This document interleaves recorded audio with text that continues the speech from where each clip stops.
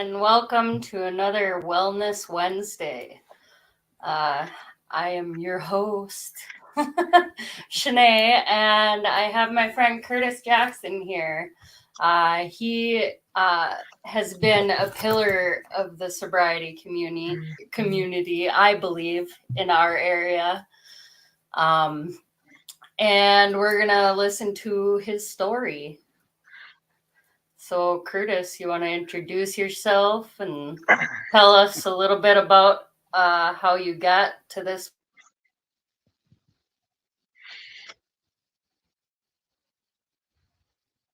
Did you go in and out or what? Yeah, I did go in and out. Sorry. Uh, that's that's fine. Yeah, I can get started. So my name is Curtis Jackson. I was born and raised in Buckland, Minnesota. I am a father of five beautiful children, um, and I am currently a homeowner. I am currently working in the substance use disorder field as a counselor slash program manager at Angie Bomatis Recovery Center in Cass Lake, Minnesota. So, well, I was addicted to opiates, and it was a very long battle, before I finally found recovery. I think I tried like 14 different treatment centers all throughout the state of Minnesota, for anywhere from East Grand Forks, St. Cloud, Hastings, Grand Rapids, Duluth, Muskegon, Brainerd.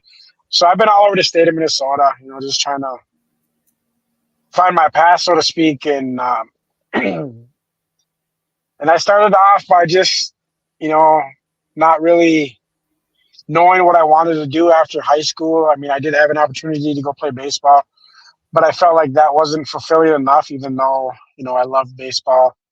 Um, I found myself injured, and I found myself, like I said, addicted to opiates. I was prescribed a low-level dose of Vicodin and Percocet, and my addiction just kind of went from there.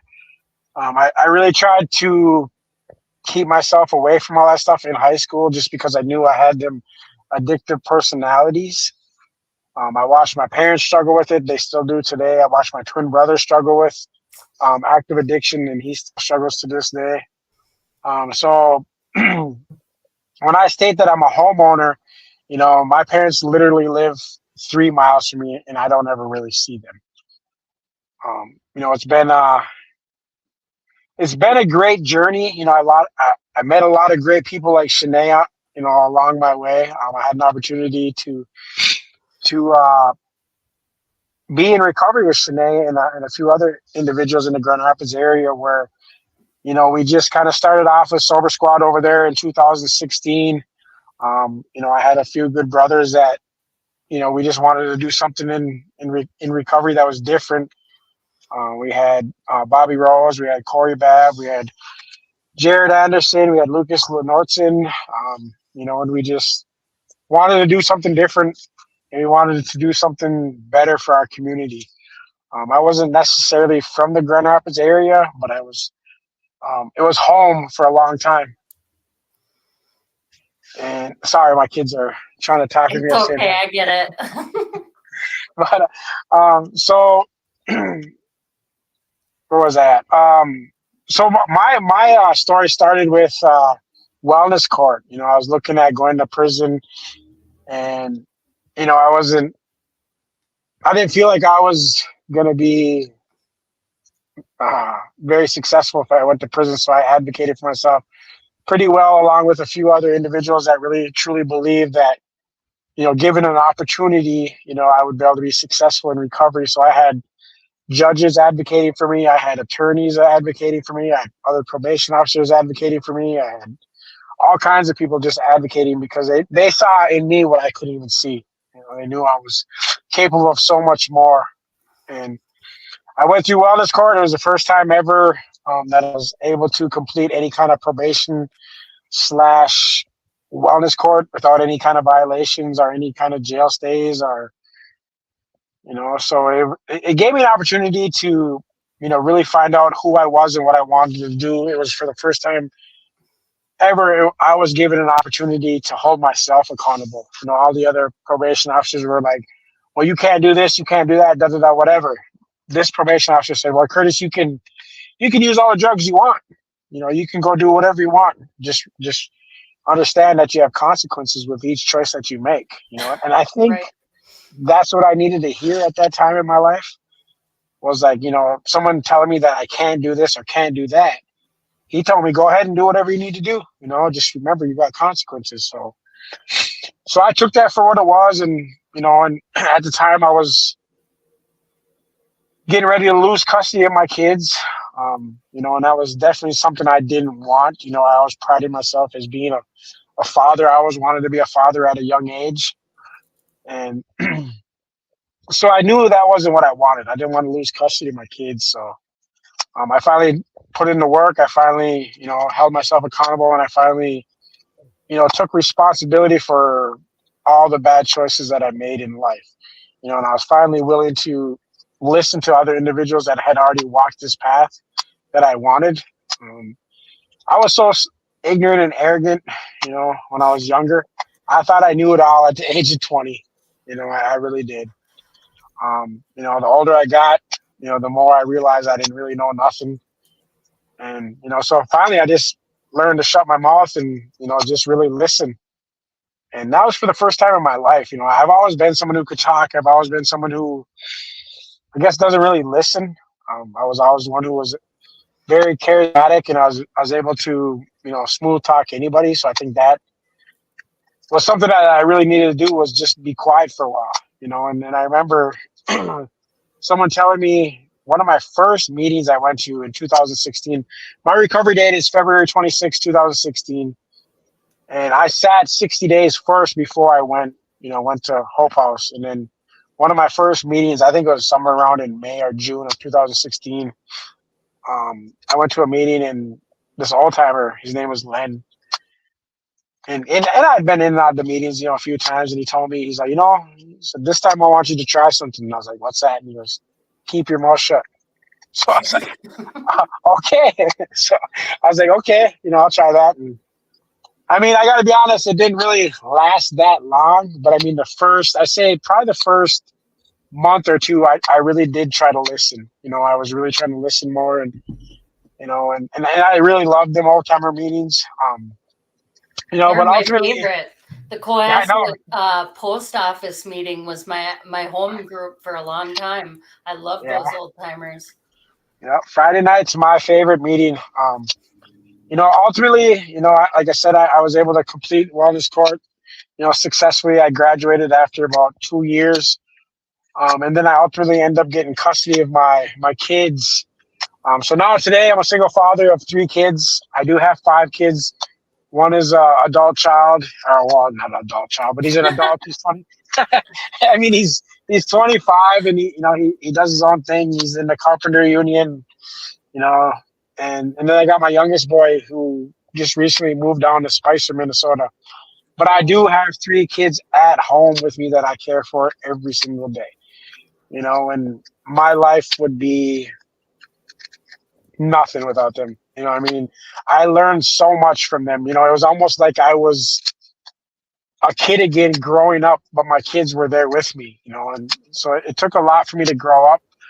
I really needed that, to be humbled. I really needed that to show me, I guess, kind of what I missed out as a kid. I was forced to grow up really, really quick. So, so I kind of grew up with my kids at the same time. When I say that, a lot of people say, "Oh, but that's just because, like I said, I've always been really immature, But like I said, ultimately, I end up with custody, and I wanted to give back the best way I could, and I saw that with Sober Squad. We started. I was coming off. One of my cousins was coming off a bad overdose where he almost lost his life, and I remember we were already doing all this stuff. We were going to meetings together. We were having family dinners together, family breakfasts. We're always doing stuff together. And Sober Squad just kind of expanded. And so, like, I brought everybody together, and I asked them, I'm like, what are we really doing for the community? We said we wanted to start this to do something bigger. So then we got the crazy idea of having a sobriety event. And we held them in Cass Lake. And Cohasset, Minnesota, and we did it for 2 years called Recovery. We just had a full day event showcasing recovery. We had speakers. We had so many businesses in the Grand Rapids, Minnesota that donated to our cause. I mean, we had a recliner that we were able to raffle off. We had bikes. We had TVs. You know, we had something Movie from just tickets. I won movie tickets. movie tickets. We had just about any kind of gift card that you could get from McDonald's, Burger King, Jimmy John's, Country Kitchen. You know, every single restaurant donated to us. Walmart donated to us. I mean, it was crazy. Like just the amount of support that we got. But it didn't stop there. I mean, we did a recovery walk, and we partnered with Hope House. You know, and we were doing all this stuff 2018, 2019, and then COVID shut it down. Yeah. You know, I to this day I still do a recovery walk in Cache Lake. June 28th will be the 4th annual one that we're doing. I kind of moved away from the Grand Rapids area, so that's why I focus a lot of my stuff over there because that's where I ultimately work as well. But I'm still, I sponsor. I mean, I'm always getting phone calls from people in treatment asking if I remember them. You know, we do get together and have coffee and, you know, just kind of catch up. And a lot of them do ask me, well, how did you do it? You know, and it was really simple. You know, I just really made a choice to do things different, you know, to change everything. I don't hang around the same people I used to. I don't go to the same places that I used to. I stay away from family members. I set healthy boundaries, go to meetings. And I guess at the end of the day, I just make sure that I do the next right thing. And I go to bed where I'm not upset or mad or angry. I really take really good care of myself. I do a lot of self-care. And, you know, that's ultimately what it came down to for me. I got back into the things that I truly loved, spending time with my kids. I just literally got back from baseball practice. I mean, that's such a joy to watch my boy, you know, engage in a sport that I love for so many years. This past fall, my kids talked me to start playing basketball again, and I haven't done that in like 20 years.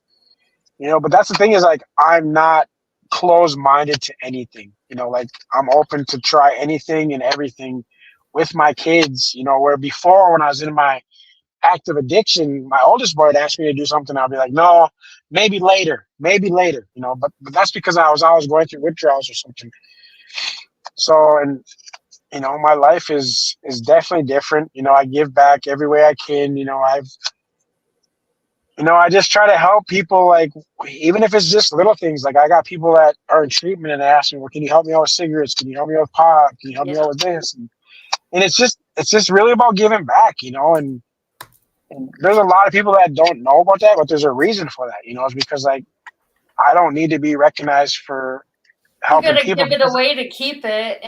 Yeah, but that's the thing is, like, I had so many people help me, so, like, now it's my turn to give back, you know, and that's what I try to do. You know, like, I had Pipe that helped me so much. You know, I had Len that helped me so much. You know, I had Corey Babb that helped me so much. You know, I had Jared, I had Bobby, you know, and the list just goes on and on, you know, it really does. And, you know, watching them operate how they did, it really inspired me to want to do more, you know, because I watched them give wholeheartedly. I mean, honestly, they gave everything they had. And at the end of the day, they were exhausted.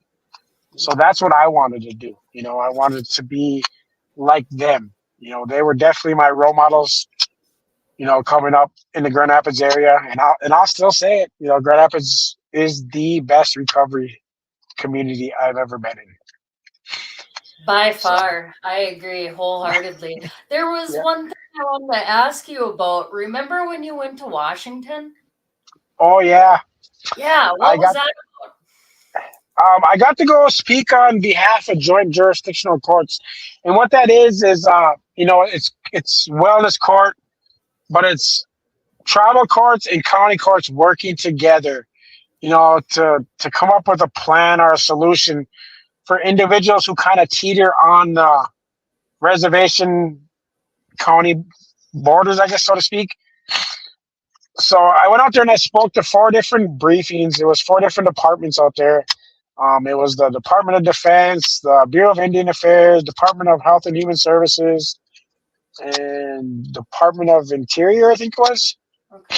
So there's about 4 of them I went and spoke to. I mean, it was all because of wellness court. I was doing so well in wellness court, and they gave me an opportunity to go out there with the judges and speak about my experience that I was having, the success that I was having, in wellness court. So they're trying to get more money for a different pilot site, I guess, with Leech Lake in Itasca, where it would be more based around like a juvenile setting. So like juveniles could do the same stuff what we were doing as adults in wellness court, so we could try to catch them at a young age. Yeah. But also their parents would be able to access resources as well, so they could heal together as a family. So that was the mission behind all that. Keeping the family together and yeah. That's really fucking awesome, actually. I'm proud of you, dude. I never knew you in use. I had always heard of you, but we didn't really travel in the same. Yeah, I wasn't a very nice guy, I'll tell you that. I mean, and that's, I look at the people that I hurt, and I definitely had to make my amends with all of them. And my kid's mom was one of them. Now she's like my best friend today. Like she comes over and visits my house, and I trust her. Coming to my house, whatever.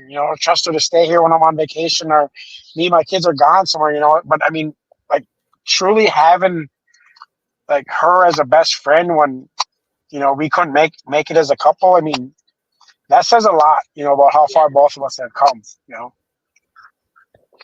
So, and then I still do a lot of speaking engagements. I definitely, I love giving back. I do. I mean, I've never said no when people have asked me. I think I said no once. I wasn't in a very good place last fall when my wife and I had just split up and, started the divorce proceedings.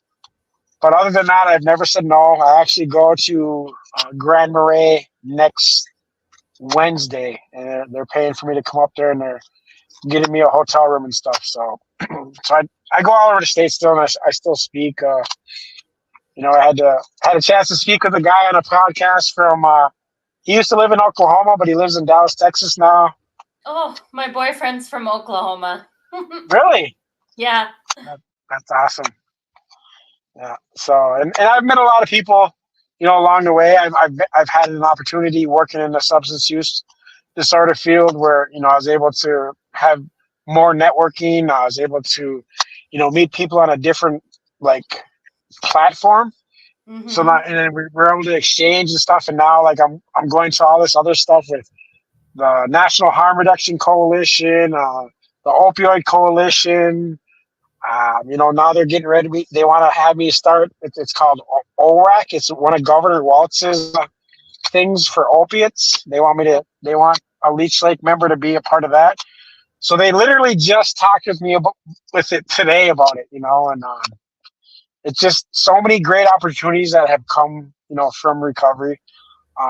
They want me to come work part-time for New Leaf, and that's what I mean. It's just all about giving back. People always ask me, how do you do so much in a 24-hour day? And I'm like, you just do, because that's what it comes down to. You really got to love what you do, and you got to really love people. And that's where I'm at today.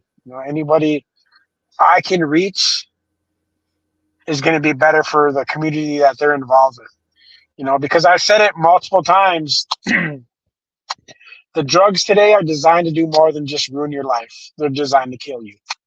And absolutely.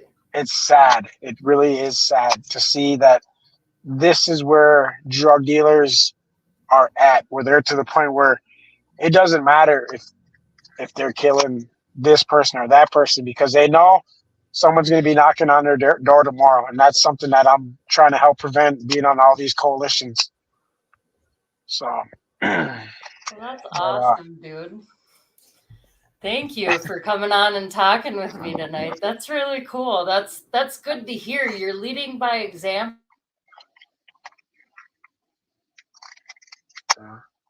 You cut out again. Oh, sorry. This internet I don't think is gonna hold out, and it just started pouring. So. Okay. Well, I did want to say one other thing. Shanae, you are simply amazing. From the moment I met you and everything that you're doing, I appreciate you so much. Whatever you're doing, keep up the good fight. I definitely am inspired by you. You know, I'm not on Facebook other than in the morning, but I definitely am watching. So I definitely appreciate you. Thank you, sir. That means a lot to me. Yeah. But you know, it is a good fight. But I think your internet's giving out on you there. It is. It is. All right. Well, you have a good night, Curtis. Thank you for coming on here. Thanks for having me, and take care. Yeah. Love you. You too. Love you too. Bye. Bye.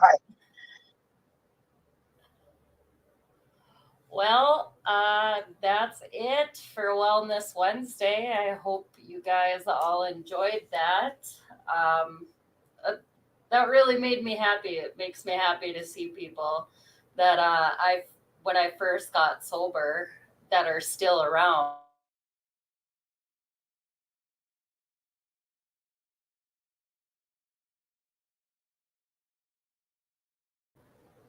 And then there goes my internet again. So, you guys have a wonderful night, and I will see you next Tuesday. But when that light hits the sky, it's not just a call. It's a warning. To them, fear is a tool.